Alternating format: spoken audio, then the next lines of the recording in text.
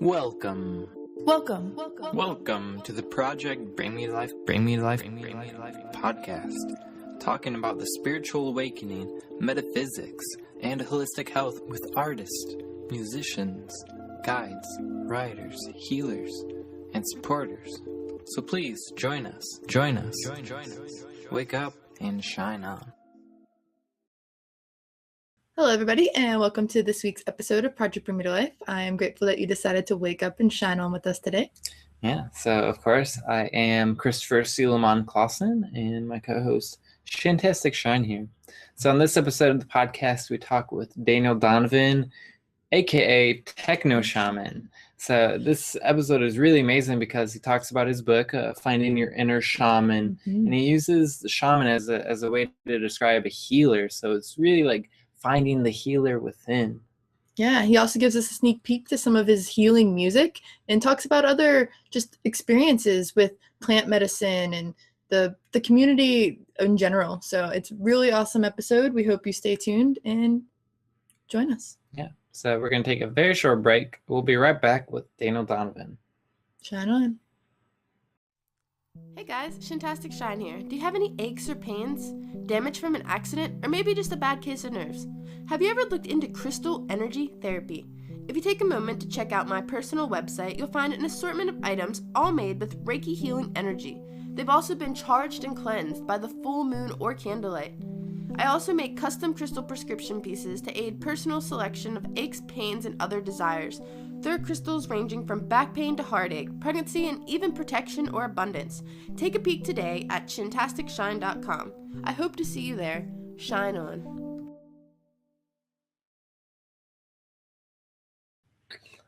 Hello, everybody. Thank you for waking up and shining on with us today. It's a great pleasure to have you here.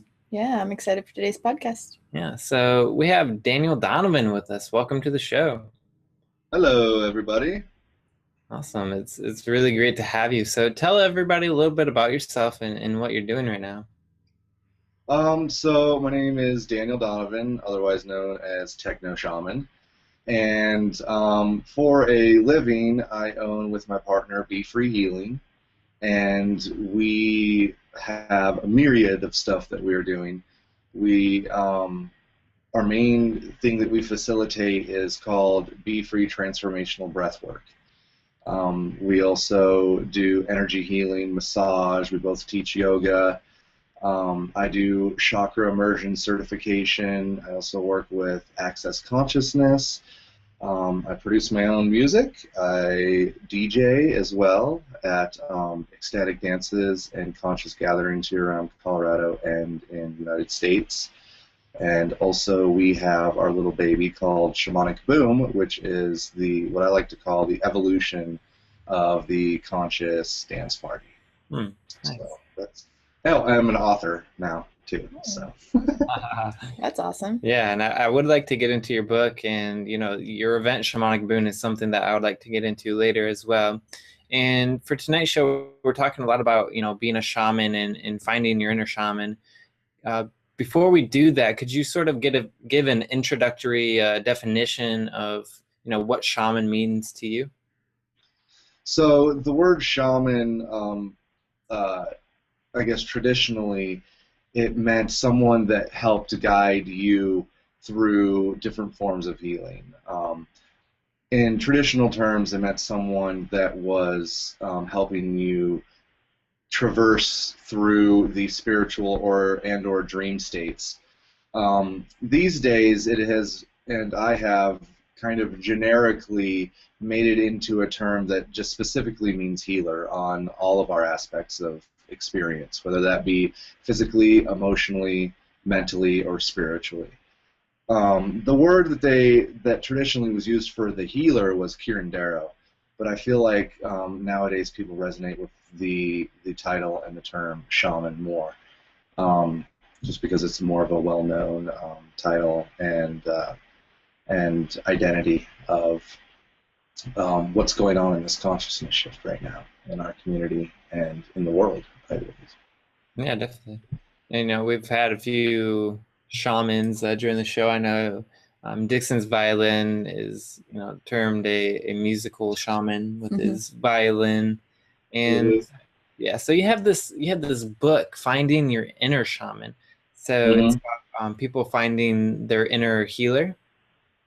Yes, absolutely. So the whole premise for the whole book is this idea that we have everything that we need inside of us. We have all the infinite information, resources, and tools of the universe already inside of us. And for thousands of years, we have been taught that we need to look outside of us for any healing, whether that be physically, we go to a doctor. Emotionally, we go to a psychologist or a counselor. Mentally, same thing. We kind of go to a counselor, or we might even take certain pharmaceutical psychotropics in order to help us with our chemical imbalance in our brain. And spiritually, we've been taught, I think this is a big one, is spiritually we've been taught to go outside of ourselves in order to redeem ourselves or make ourselves right in the eyes of God. Whether that be go to a pastor or a religion or a medicine man or woman or even a shaman. This book is all about, and Finding Your Inner Shaman is something that we talk about a lot during our workshops and everything else. It is probably the main idea that we try to pass on to all of our private clients, friends, family, and everyone we come in contact with as well, is that you have all of the infinite tools and resources of the universe inside you already. It's in there. Yeah, yeah, I definitely agree, and I think that's really beautiful, because a lot of people, when they're looking for answers and information, they often, try to look outside of themselves. They go to people and ask them questions, and I think there's some people out there in the world who would actually take advantage of that and not, direct people in the proper way, which, like you're explaining, everything is within inside of us. The information of the universe and the tools that we need are found within ourselves.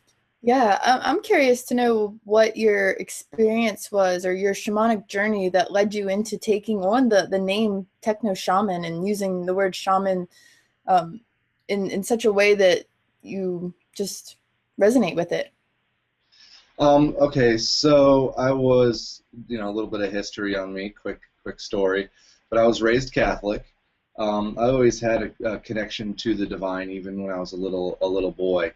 And then in my teenage years, and some of this is in the book as well, but in my teenage years, I went and found I was invited to a Christian camp.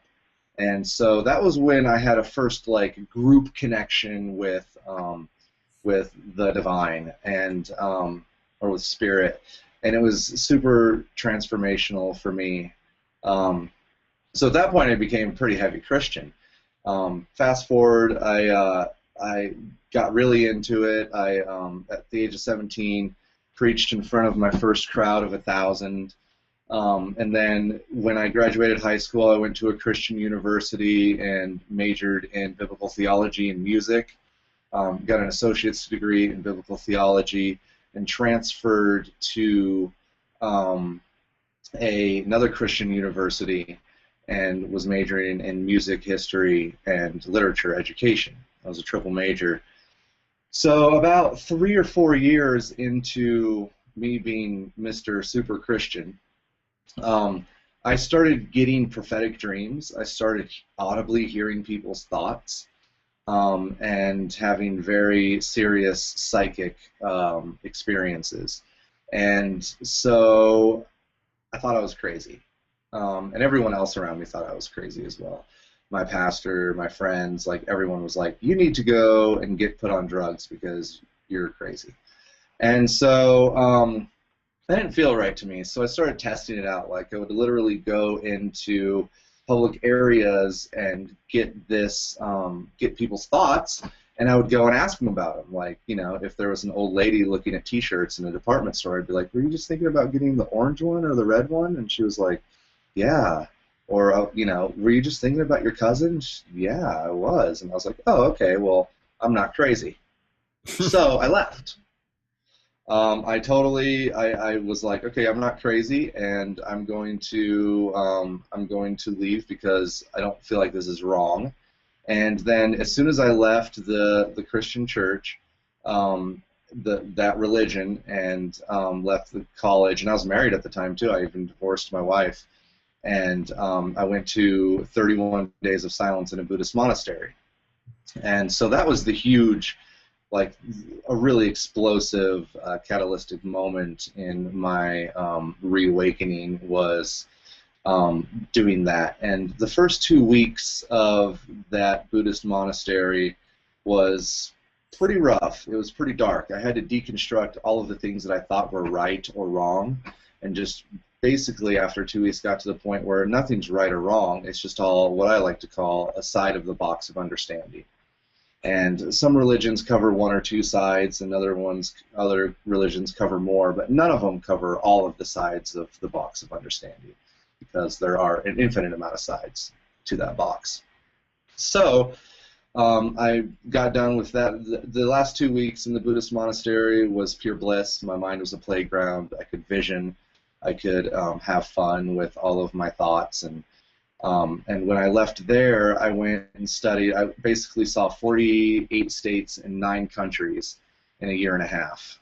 So I went and studied with Hermetic Jews. Like, I really went and tried to study all of the God thoughts in the planet that I could get my hands on. So I went and studied with Hermetic Judaism, and also with Kabbalism, and went and spent 9 months with a Lakota Sioux medicine woman, went to Peru twice, studied Amazonian Tibetan breath work and pranayama, studied Kundalini Yoga.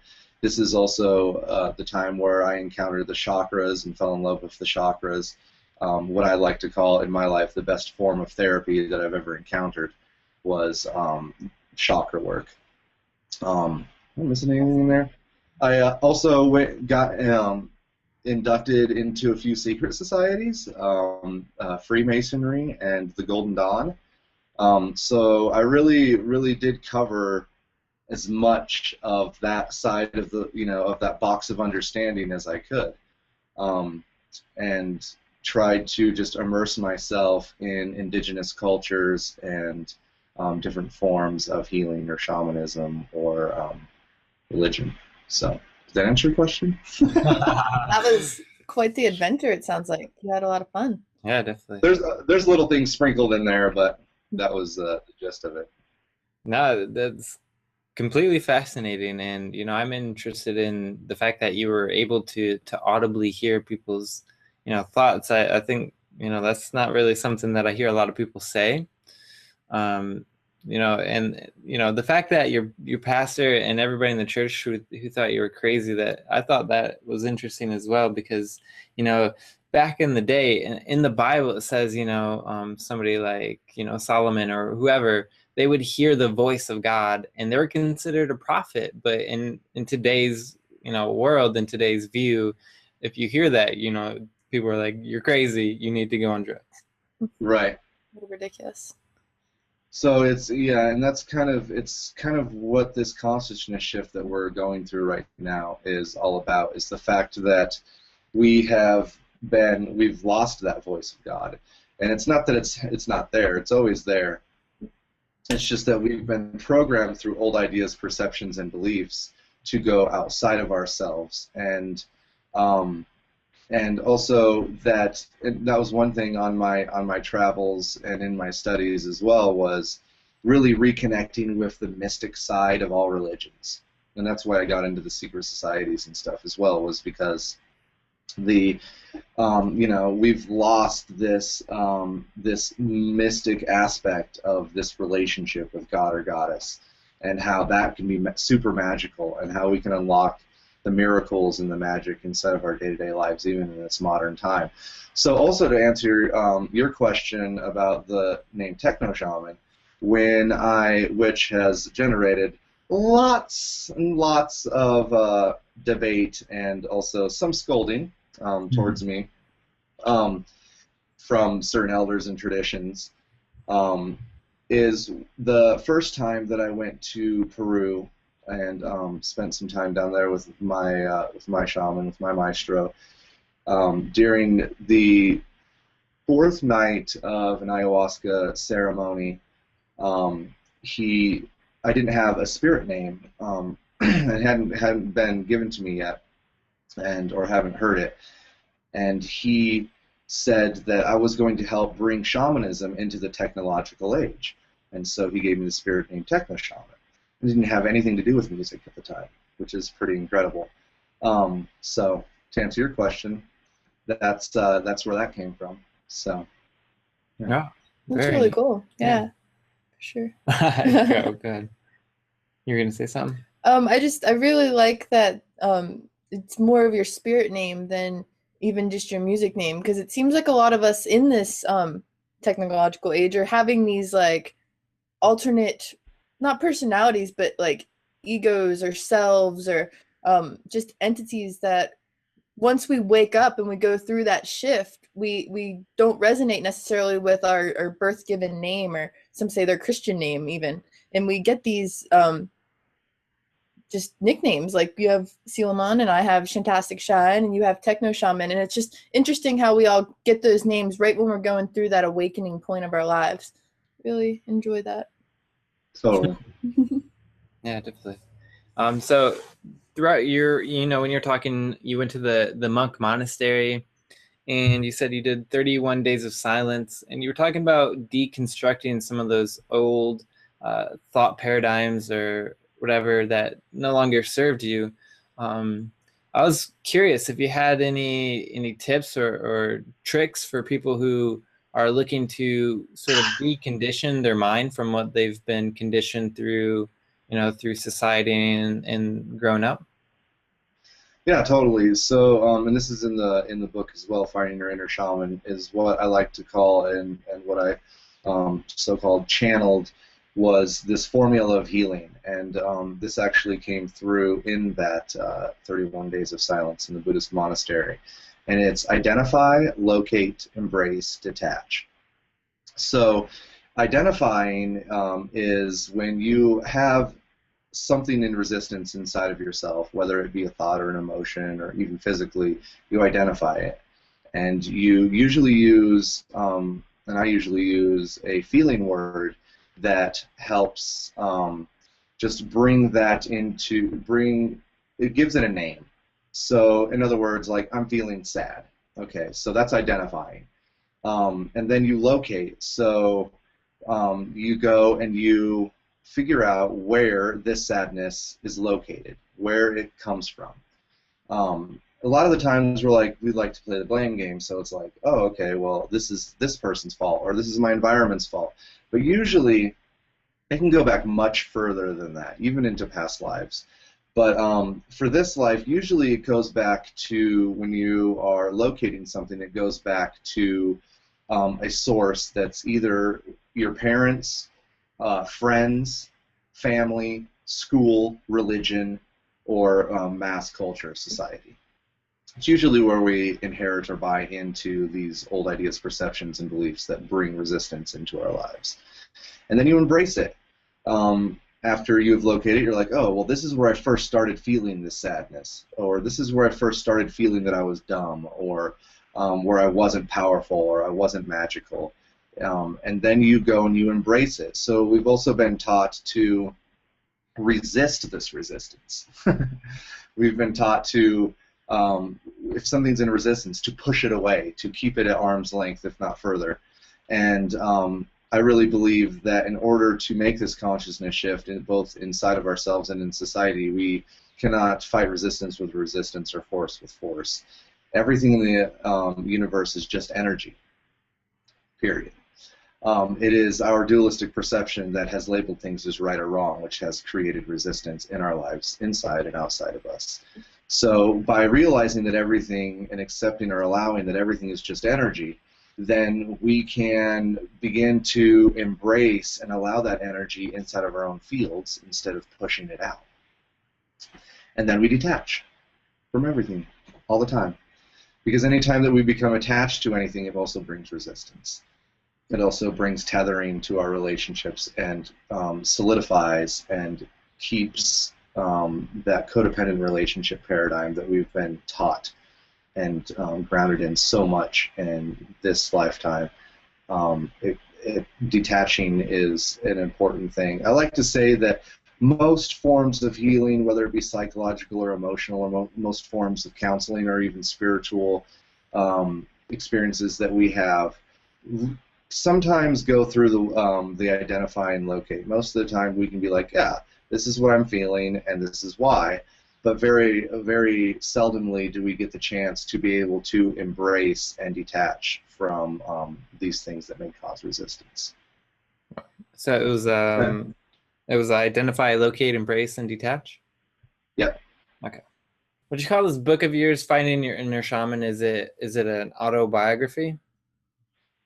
I wouldn't say that it's an autobiography. I would say that it is there's only really one chapter which I usually that I told a piece of my story, which I just told you guys.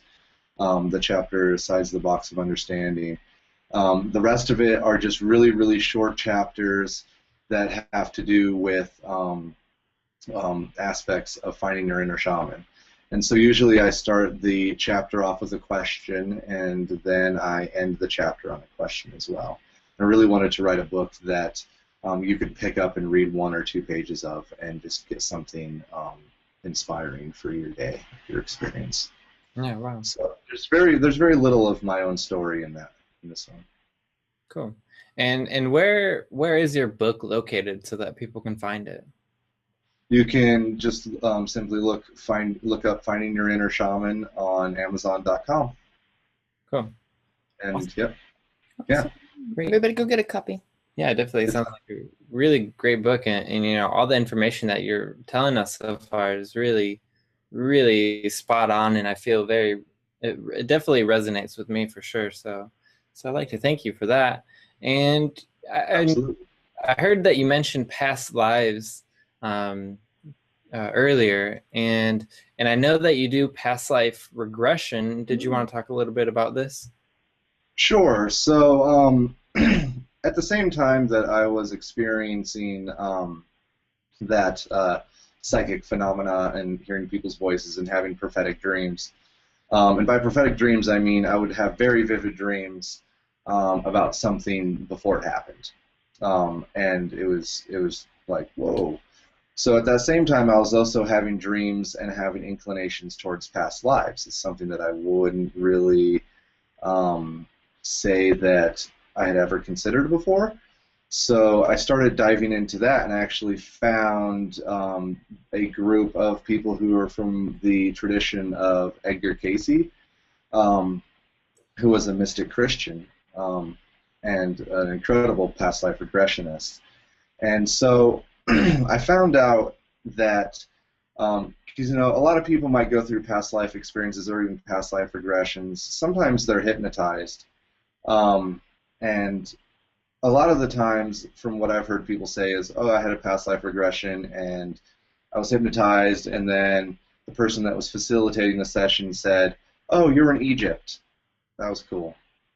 But I have found out that past life regressions and what I use for my private clients and for myself has to do with basically 3 certain principles, and that is soul development, soul patterning, and soul purpose. So the past life regressions that I take people on are, for one, I don't hypnotize them. I put them into a theta brainwave state, very super meditative state, by using my voice in a guided meditation for about an hour, hour and a half. And so that they are able to actually consciously remember the memories that they've had during the experience, past life regression. And so we get into the soul patterns.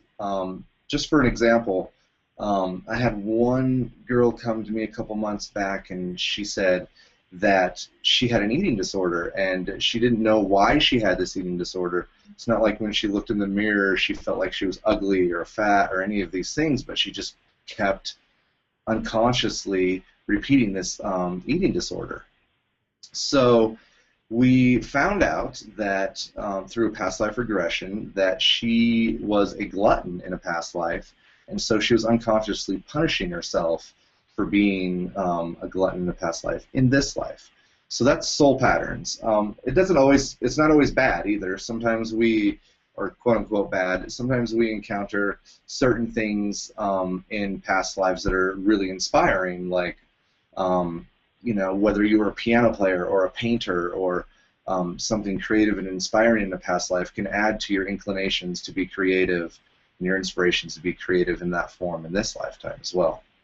So that's your soul development leads to your soul patterning, and your soul patterning is directly connected to your soul purpose in this life. So I've had very awesome results with myself and with other people in being able to unlock certain things and certain aspects of their experience in this life through this process of soul development, soul patterning, and soul purpose for this lifetime. And people have, it's wild, people have quit their jobs and been like, I knew I was always supposed to do this, and or changed their course. I had a doctor come to me and she was like, I don't want to be a doctor anymore. I want to be a holistic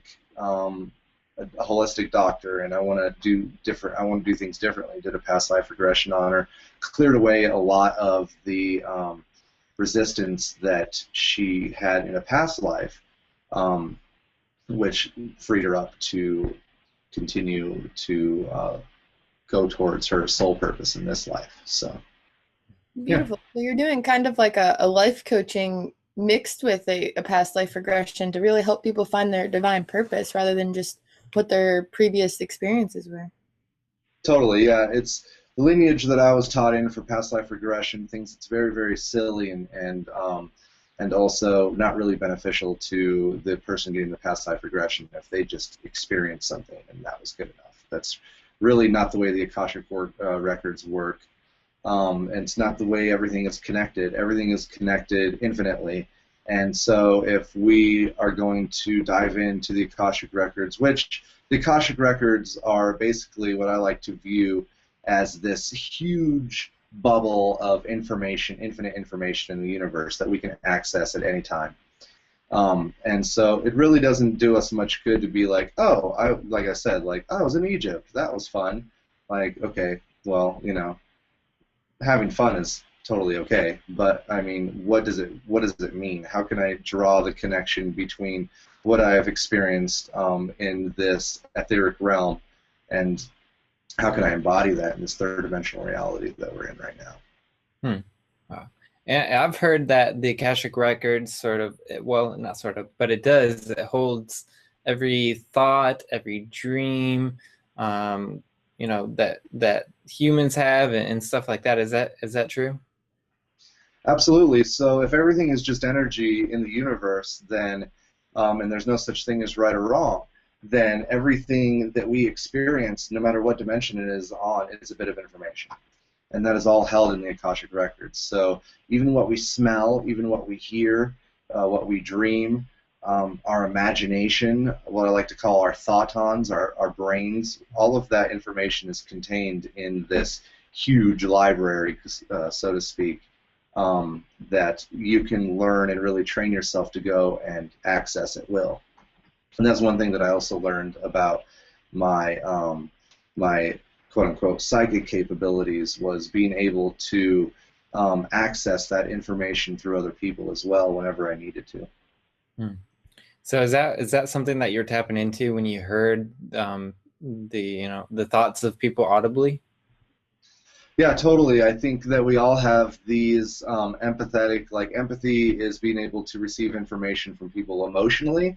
Telepathy is being able to receive information from people mentally. And so I think we all have pineal glands, and we all have these capabilities within ourselves. It's just that when a lot of what I found, just with talking with other people as well, is that a lot of the times these abilities are wide open when we're kids. I have 4 little boys, and it's amazing to see their magic shine through sometimes. And so somewhere along the way, we were taught that, and we believed in, someone told us, you know, this isn't real. That's not magic, and that's crazy. You can't hear people's thoughts, and you can't see other beings, or you can't see people's auras, or you're not seeing little fairies or orbs of light. You know, it's so somewhere along the way we were taught to shut it down. And so now, in this consciousness shift, it has been being blown wide open in people's experience. And so when they get blown wide open, they have one or two choices. It usually happens. They usually get really, really scared and shut it off again because it's super overwhelming, or they learn how to develop it. And so I chose to learn how to develop it. And it's been pretty amazing to be able to use that gift, which I think everyone has, in order to help cater the civilization and this the human race into a new consciousness shift, and to also be able to give the space to be able, and the safe space to be able to be like, oh, I'm not crazy. I do have these gifts, and I can develop them. So. Yeah, definitely. I think that's really important. And one of the reasons why we have, Project Bloom Your Life, so everybody can see, there is a community of people just like you out there, and we're here, and we're talking about it on podcast, and interviewing people, doing the radio show and music and all that stuff. So, I think it's pretty awesome. Yeah, creating a community for other people that are just curious about this stuff. Like a couple years ago, I wanted to know what a shaman was, and if I said that to any of my friends, they were like, oh, it's just a character in a movie or something like that. Like, they didn't even acknowledge that you can be a healer, you can be someone who makes a change and helps other people find that inner healer. Totally. Yeah, and you did mention, sorry, go ahead. No, it's all right. Okay, I just wanted to say, for anybody who's listening and they heard the word pineal gland, from what I know, the pineal gland is the very center of your brain, and it's actually where a stargate exists, which is where you can sort of go out and into your dreams. You go out into astral travel, and it's just a stargate to get out of the physical body with your awareness, and become aware of other realities and other dimensions. Totally. So all of our aspects of experiences are connected, just like everything else on the planet. So our emotions are connected to us physically. Our mind is connected to us emotionally and mentally. Our spiritual lives are connected to us physically, emotionally, and mentally as well. So our physical connection to, and our actual physical embodiment, like you said, the gateway to the stargate to our spirit realm is in the pineal gland. And so there's been a lot of research done, especially in the last 4 to 5 years, about what role certain entheogens or plant medicines play in this consciousness shift. That is something that I feel like is very, very important to really consider, is the sacred plant medicines, and something that my partner and I, Melanie, also feel very very confident that is a big part of this consciousness shift in our society. Mm-hmm. Yeah, we've heard the term ayahuasca a few times. We were interviewing one person who was talking about it, and he said that really awoke his his shamanic journey and his gift. And what can you tell us about ayahuasca? Does it come from a cactus, or what is it exactly? Ayahuasca is a vine. It's, I think literally called the spirit vine, or the vine of the dead, even in Peru, in the Amazonian jungle, South America. It has also been combined with other certain herbs. So ayahuasca primarily contains the MAOI, and the other herbs or plants that it's mixed with contain a high amount of DMT. And when mixed together, they create a very visionary experience. And for me, it has been a very intense experience of reconnecting and having a conversation with Pachamama, or Mother Earth, the goddess, the divine feminine. being able to clear out and purge all of my resistance on all of my aspects of experience, whether physically, emotionally, mentally, or spiritually.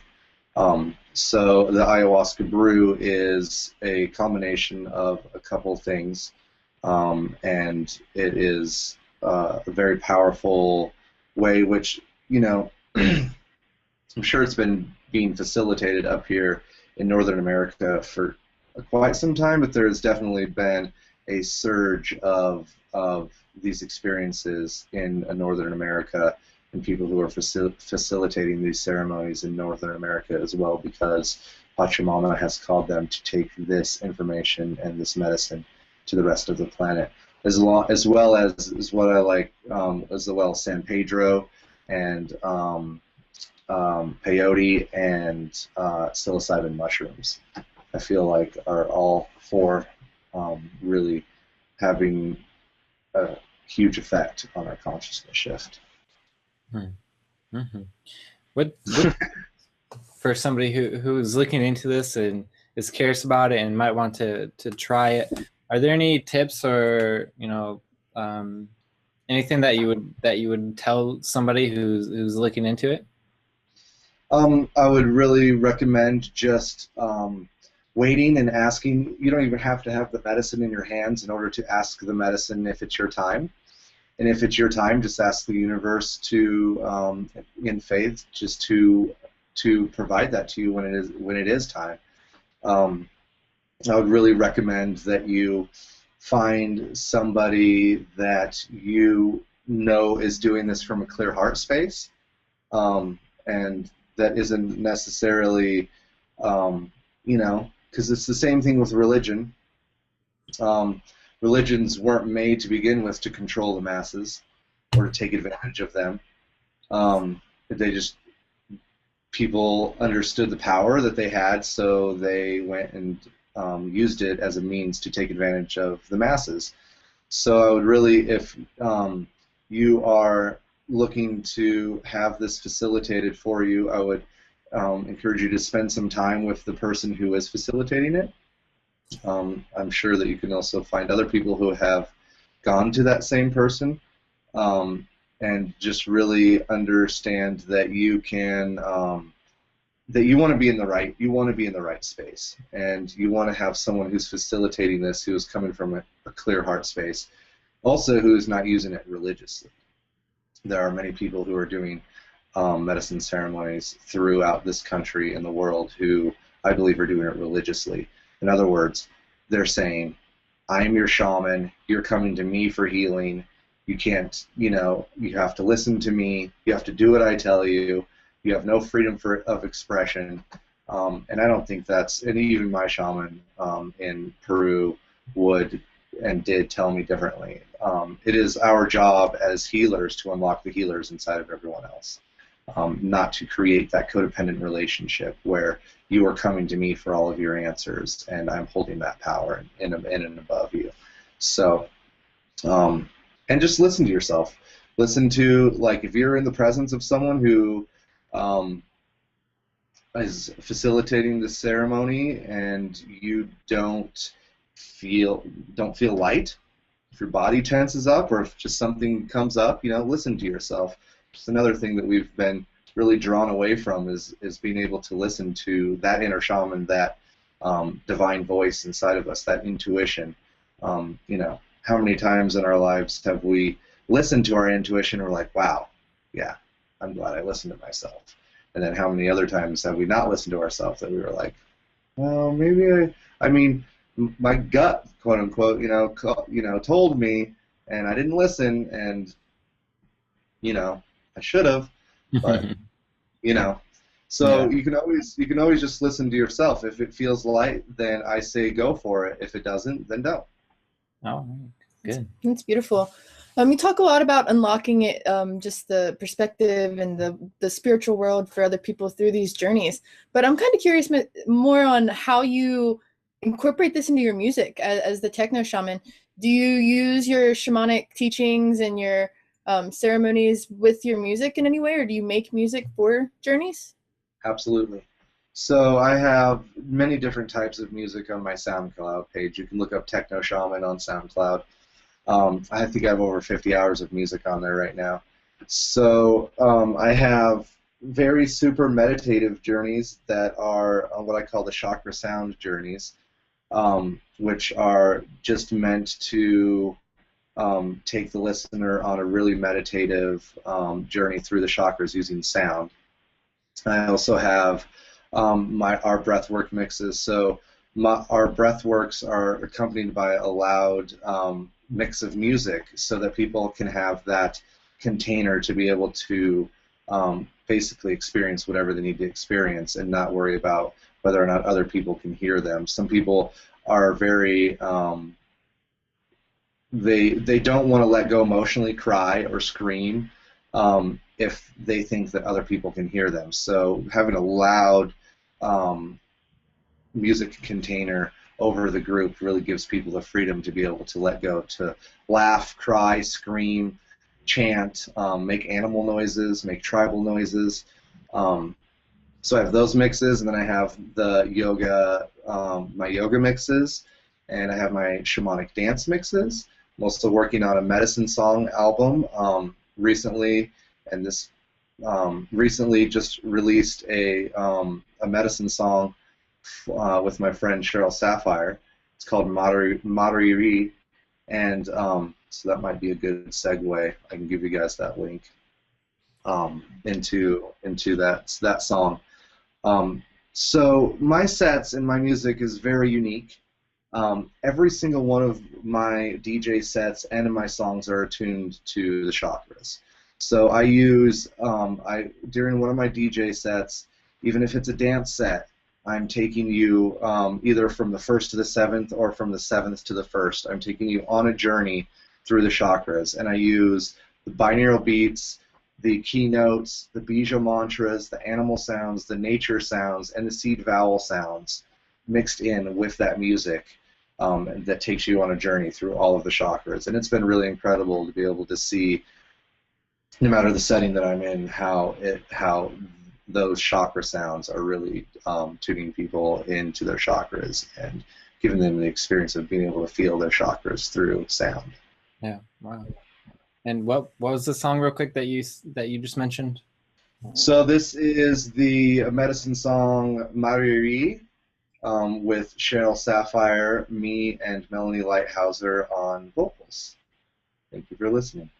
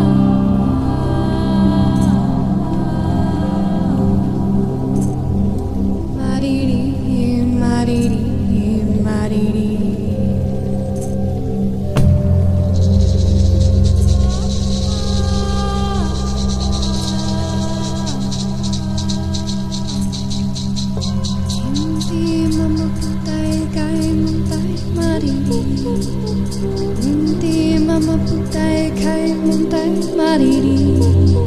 Hindi mamapuntay kay muntay mariri. Hindi mamapuntay kay muntay mariri. Mariri, mariri, mariri.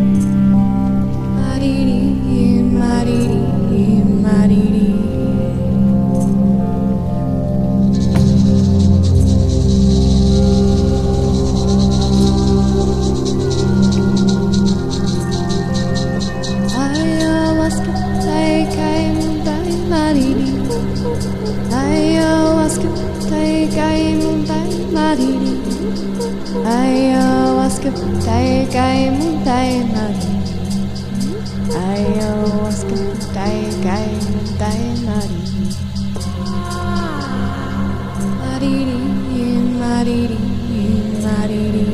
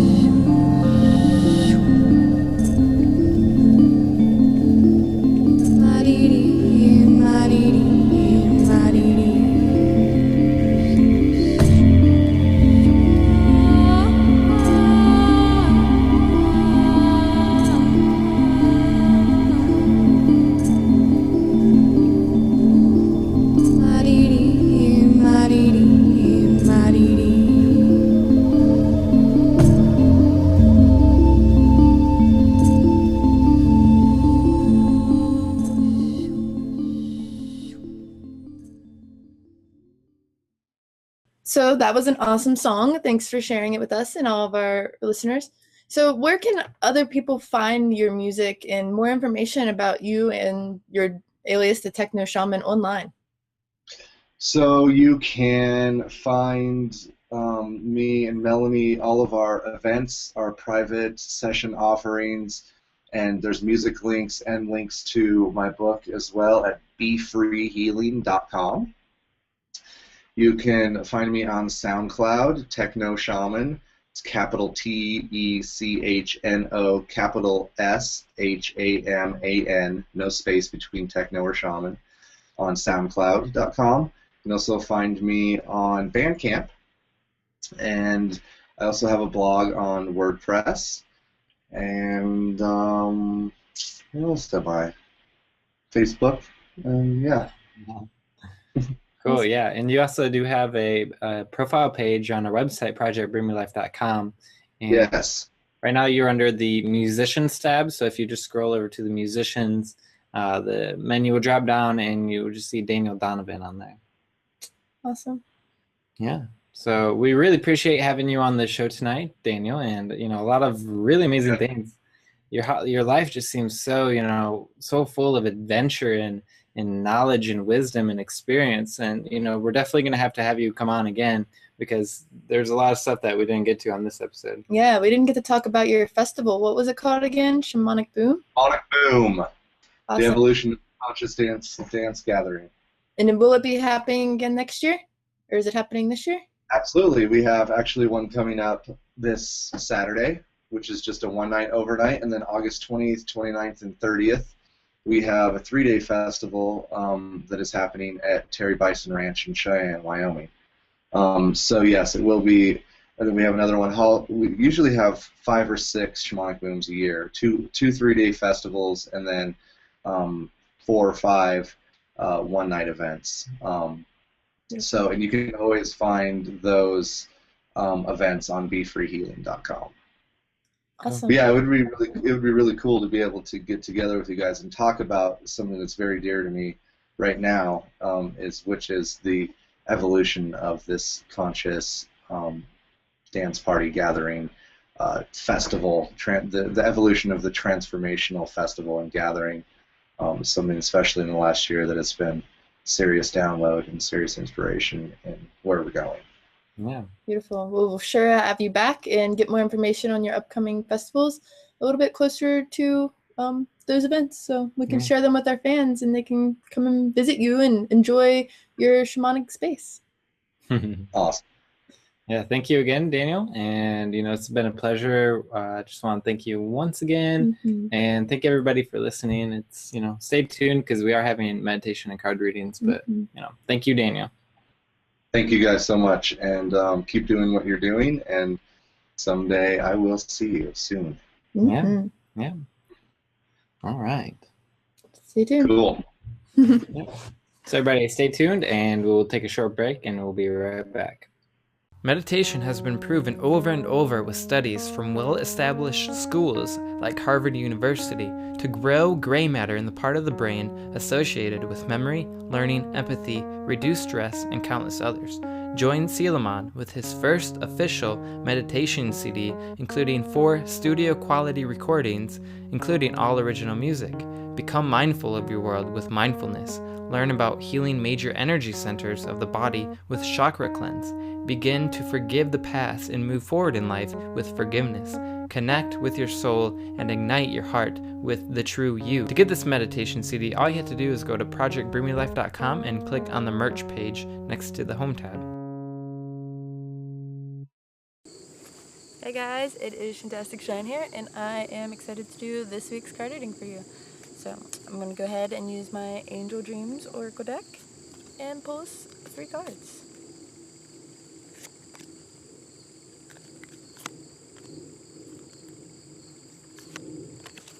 Okay, so these are some good ones. First, we have got the Stairs, which is telling me that you took the news from last week's card reading that said that it's time to solve some problems and to break out of your shell and cocoon and just grow and do all these big, beautiful things. But now you've reached the stairs, which means it's all about the direction and timing. Do you hear that thunder that's happening? That's saying timing is coming. You just keep hiking the stairs. Yes, it's a long walk, and sometimes stairs can be tiring, but everything is happening in divine timing. It is a good time right now to get your amethyst out, which is the next card. It's telling you that your psychic abilities are pretty on point right now and to stay open. Go with your intuition, follow that, and just know that there are different behavioral patterns that are being released right now in yourself and in others. It's important to keep an amethyst with you if you're a crystal person, maybe under your bed or in your pocket or something that will be with you daily. Get that amethyst out, and if you don't have amethyst, it's time to get a piece. I have crystal jewelry that features amethyst. I have pieces of amethyst. Right now, I even have amethyst marbles. So if you need some amethyst in your life and you're not sure where to get it, you can contact me at shantasticshine.com. But more importantly, just focus on your psychic abilities. They're really important to you right now. And this is saying that you're going to have a dragonfly spirit animal. Well, bug. It can be an animal, kind of. But what it represents is transformation and magic. It's telling you that right now everything is sort of an illusion, or everything was an illusion, because now you're starting to see more clear. You're starting to put the pieces together. You've solved the problems last week. You've broke out of the cocoon, and now you're transforming into this big, beautiful butterfly or dragonfly or whatever you choose to be. You're big and beautiful, and you're powerful, and it's time to do something about it. Share it with the world, and light that passion and just keep rolling with it. It's so important to follow your intuition and do something that you love. So I'm going to go ahead and show you these up close. Kind of, maybe. Oh, I got them flipped around here. There we go.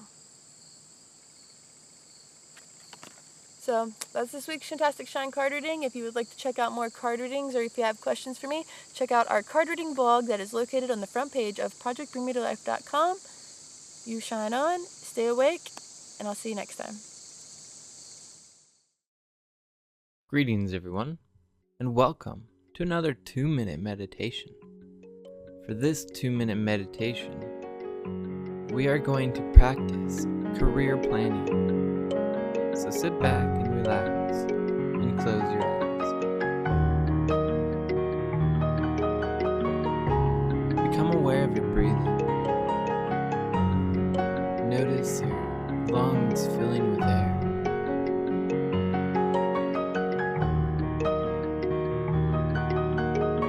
Notice your chest as it rises and falls. And try to deepen your breath.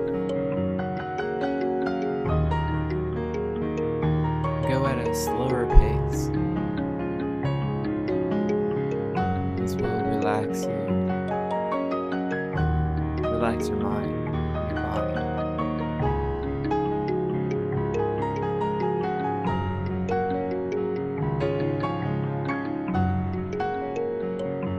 And now think about what kind of career do you want to have in this life?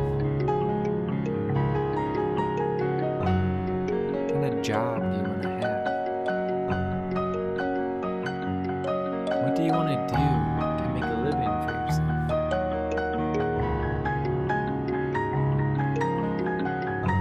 And it is okay to make a living. It's okay to make money.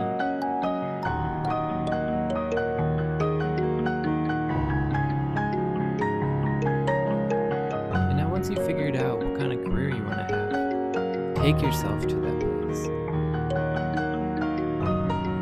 Look around. Where are you? What kind of people are you surrounded by? What clothes are you wearing? What kind of car are you driving? If you are driving. And now begin to see yourself right now, taking steps in the right direction towards that career,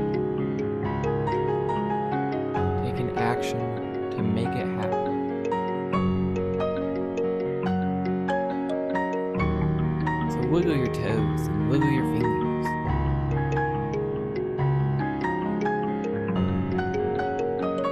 And open up your eyes. Thank you all for joining us. Have a great rest of the week. Hey guys, thanks for listening to Project Bring Me to Life. I hope this episode inspired you in some way. After the show, take a moment and share us on your favorite social media, be it Facebook, Twitter, YouTube. Thanks in advance. Stay awake and shine on always.